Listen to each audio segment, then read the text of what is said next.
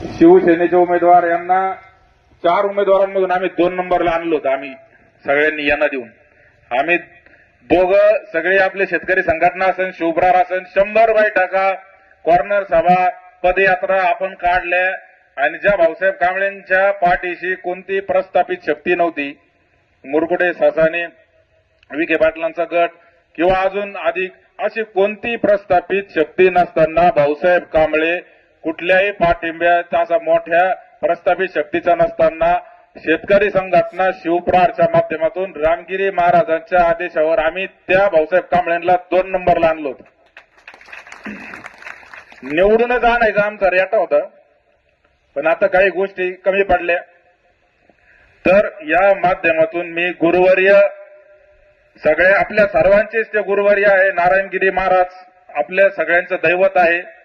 ती गादी, ती परंपरा आपल्या सर्वांच्या परिवाराशी जुळलेली आहे.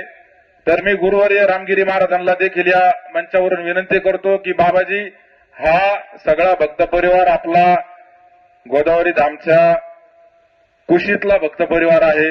हा सगळा भक्त परिवार, हा शेतकरी वर्ग या सरला बेटाला एक तीर्थक्षेत्र, एक दैवी शक्ती मानणारा शेतकरी वर्ग आहे.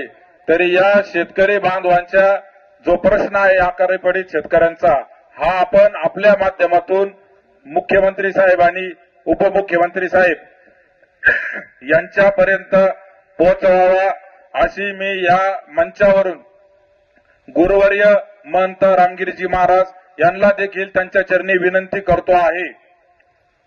बरोबर आहे ना ही विनंती माझी? जोरात सांग, बरोबर आहे ना? तर गुरुवर्य रामगिरी महाराजांच्या चरणी देखील आपण ही विनंती करतो की भारताला स्वातंत्र्य मिळून काल 80 वर्ष पूर्ण झाले. आमचाही प्रश्न 100 वर्षापेक्षा जुना आहे. इंग्रजांनी आमच्यावर अन्याय अत्याचार करून जमिनी राखल्या. शासनाने तरी इंग्रजांसारखं वागू नये, एवढं आम्हाला भारतीयासारखं वागून आमच्या जमिनी आम्हाला परत द्याव्या एवढी भावना व्यक्त करतो. आणि बाबाजी आपला संदेश पोहोचवतील अशी शिवछत्रपतींच्या चरणी आशा व्यक्त करतो.